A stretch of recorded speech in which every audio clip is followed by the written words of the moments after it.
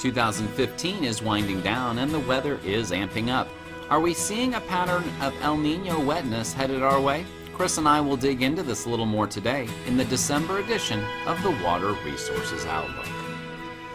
The last 30 days of rainfall over the southeast have been at least somewhat dry. There have been a few spots of wet weather in North Georgia, with much of the heaviest rain falling in the lower Mississippi River Forecast Center basins.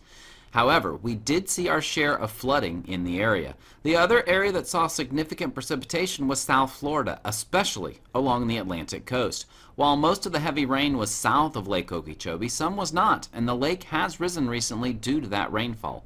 Elsewhere, most areas have been hovering right around normal. And this is why we see very little of the southeast, even in abnormally dry. After we hear what Chris has to say, we might be talking about a drought monitor completely void of color in the coming weeks. The stream flows in the southeast follow along closely with this line of thinking. Our recent rainfall has even taken care of any of the below normal stream flows we have. Here, the 7-day average stream flows show a few areas with below normal, but overall, rivers and creeks around the southeast are very near normal for the middle of December.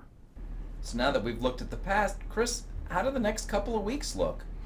Well, as we go into Friday, it looks like this front's going to continue moving eastward into coastal Carolinas, and high pressure is going to move in behind it for the weekend. So we'll have a brief break from the rain, but it looks as we get into next week, into the midterm period, we're going to see another front approaching the area, and the return of rainy conditions for this midterm period. As we look at the 7-day precipitation forecast, we see that between this event that's ending in the short term and then what we expect in the midterm, we're expecting the heaviest precipitation amounts generally from South Alabama and then to the northeast through North Georgia and up in the mountains of the Carolinas with the heaviest amounts. As we look into the long-term period, we can expect above normal precipitation amounts through much of the southeast. It's partially because of, at the end of the midterm period, that front hadn't pushed entirely eastward through the area, and also partially because after that the models are hinting at yet another system, and generally in the Mississippi-Alabama area partway through the long-term period. So there's, at that far out, there's a lot of uncertainty, but with the models hinting at another system, it looks like above normal precipitation amount should be expected. Thanks, Chris. As we take a look a little further out, the first thing we need to look at is the ENSO model plume, which helps us to forecast the El Niños and La Niñas for our future. Based on this model forecast, it looks as though our sea surface temperatures have peaked in the Pacific and that those warm temperatures in the Pacific equatorial waters should be cooling. We should remain in an El Niño through the spring, but could very quickly go into neutral and into La Niña as we head into summer and through next fall. It is still a little early, but something to watch for in late spring as decisions are made about lakes and reservoirs. Our January rainfall forecast looks as we would expect it. Chances for above normal rain are pretty good right now and very similar to what we have been seeing recently in the forecasts for this winter.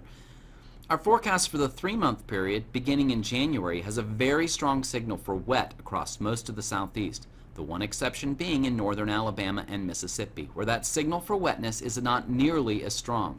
This has been our forecast for some time, and the next slide shows the September forecast for that same 3-month period. It is amazing how consistent those forecasts have been. Now it's time to see how accurate those forecasts really were. Our next seasonal forecast from April through June is fascinating, as it might have been a bit of the La Nina factored into it as we move from a wet pattern to something a little more dry.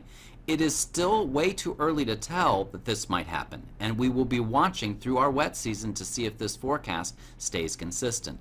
If the Pacific waters begin to cool, this may become more likely. And so, the bottom line, in the short term, the wet pattern seems to be evolving. South Florida continues to be very wet in some spots. Again, in the short term, it looks like the pattern's kind of changing. Looks like things are getting just a little bit more wet, and we're in that kind of pattern.